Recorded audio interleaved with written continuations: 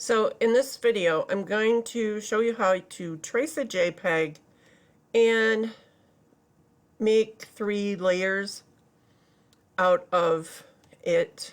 I'll show you what I'm talking about. Let's see.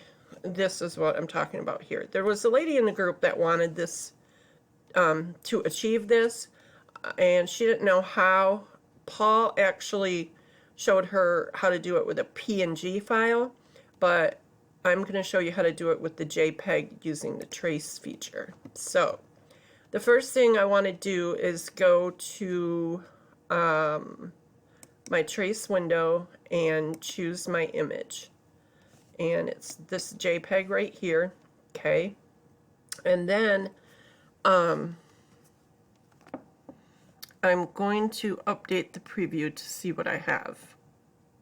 Okay, so all of this red area inside these flowers is going to trace, meaning it's going to need to be weeded out.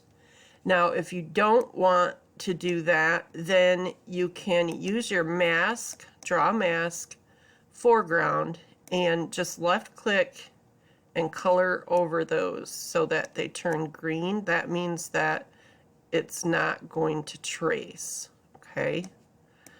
And there's also one other spot right here that's not connected, so I'm going to just go ahead and connect it, this little vine here.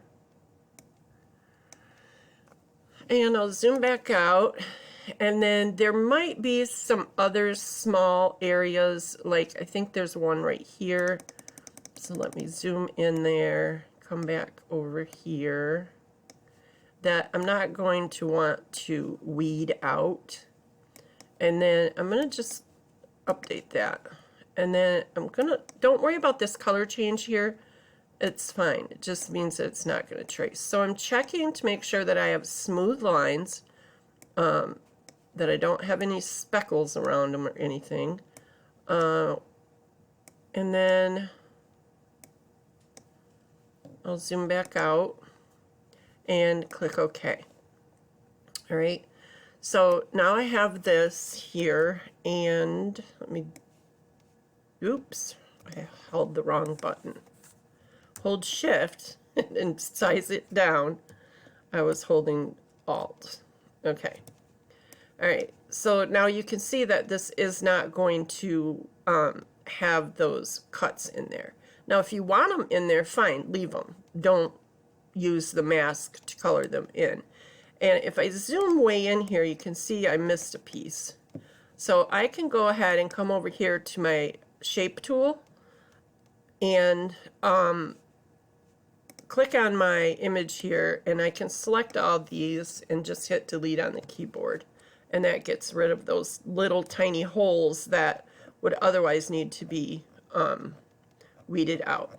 Okay, so let me go ahead and come back here to my select tool, and she wanted that color to be a pinkish color. So I'll just go with that. Okay, I'm going to turn that stroke off. Okay, so now that I have this, she wants a red heart behind here. So I'm going to go ahead and hold Alt and drag this over here. Now I can actually just hold Alt and left click, and if I look in my layers panel, you can see that I now have 2. So I'll just go ahead and turn one off. I'll do it this way. All right. Now I need to select this one and right click and break apart. Okay. And as you can see where that blue outline is, that all needs to be red. That's the inside of this heart. So let me open up this file and find what I am looking for. Now, if you look in your layers panel, you'll see that this one has the tail. So if I turn that off, that is actually the one that I want to keep, or I want to delete. So I'm going to go ahead and select that and delete that one, okay? Then I can select this one and I can turn it red. Okay, that's the inside of the heart that she wants. And then you can see I have these little bits here, but when I turn this layer back on, what I can do is turn my red heart off, then select all of this and apply path union, so that now I don't have those little bits behind there. Okay, I'll turn my red heart back on, and then she wanted some black text.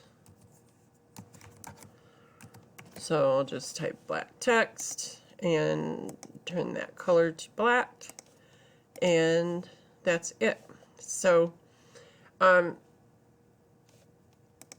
now I have my black text layer, and these two are actually under the trace.